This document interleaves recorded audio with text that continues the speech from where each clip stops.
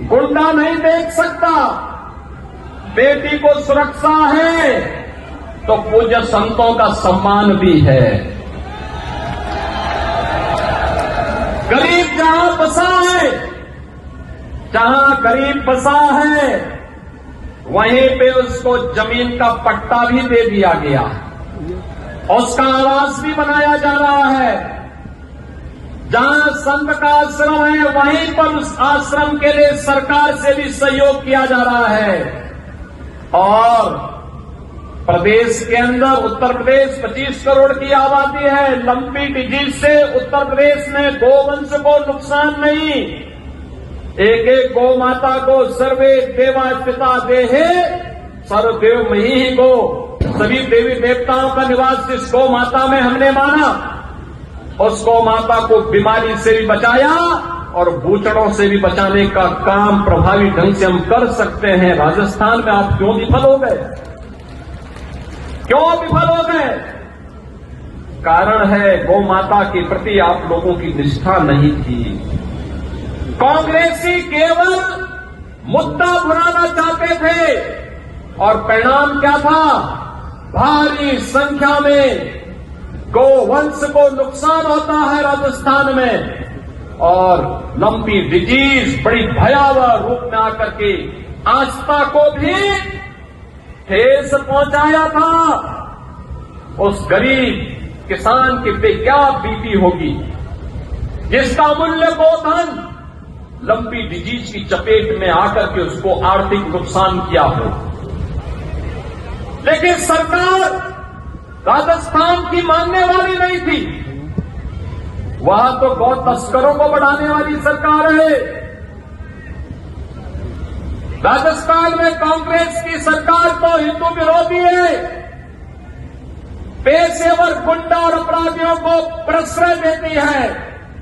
याद करिए, कन्हैया लाल का गला रेत दिया जाता है। यूपी में कोई घटना को अंजाम देता तो अब तक क्या अंजाम होता इसका परिणाम हर व्यक्ति जानता है।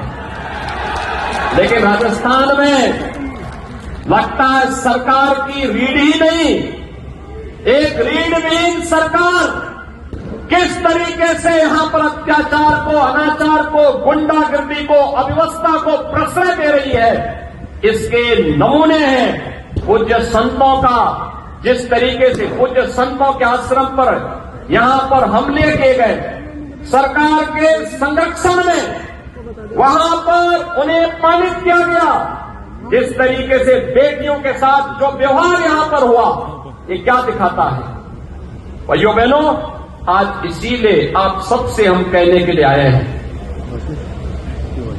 तिजारा विधानसभा चुनाव शुरुआत हो रही, प्रचार की शुरुआत हो रही है। और मुझे ये भी बताया गया है कि तिजारा विधानसभा क्षेत्र में कांग्रेस जिस व्यक्ति को भेजी है, वो अपने बारे में बड़ी बड़ी उपमाएं लगाता है। हमने भी सुना है। भाइयों बहनों, तालिबान का उपचार तो बजरंगबली की गदा ही है। देख रहे हैं ना इस समय गांजा में इजराइल तालिबानी मानसिकता को कैसे कुचलने का काम कर रहा है। सटीक एकदम निशाना मार मार करके।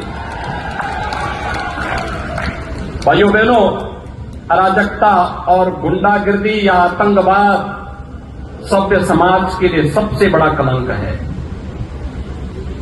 लेकिन जब आतंकवाद के साथ, गुंडागिर्दी और अराजकता के साथ वोट बैंक की राजनीति जुड़ जाती है, तो एक गरीब, एक निरीह, एक महिला, एक व्यापारी और पूरा सभ्य समाज उसकी चपेट में आता है। आज भारत एक नए भारत के रूप में है। एक और प्रधानमंत्री मोदी जी के नेतृत्व में भारत की टीम कैप्टन के रूप में मोदी जी देश को नेतृत्व दे रहे हैं। और भारत विकास की नित नई ऊंचाइयों को छू रहा है। आज आप देख सकते हैं कितना विकास भारत ने किया। 1947 से 2014 तक केवल देश के अंदर 6 एम्स बने थे। आज इनकी संख्या बढ़कर के 22 हो गई। मोदी जी ने मात्र 9.5 वर्ष में 22 एम्स बना दिए।